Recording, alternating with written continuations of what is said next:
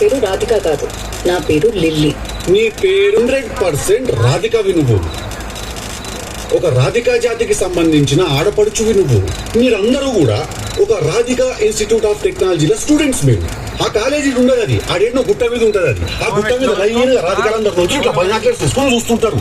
ఇల్లు లాంటి లప్పగా లేడున్నారు, ఓన్ అవలాగా చేద్దామని చెప్పి.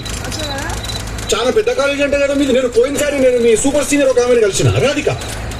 చాలా బాగా ర్యాగింగ్ చేసింది నన్ను, చాలా ఎంజాయ్ కట్టుకుంటారు దాని గురించి. నీకు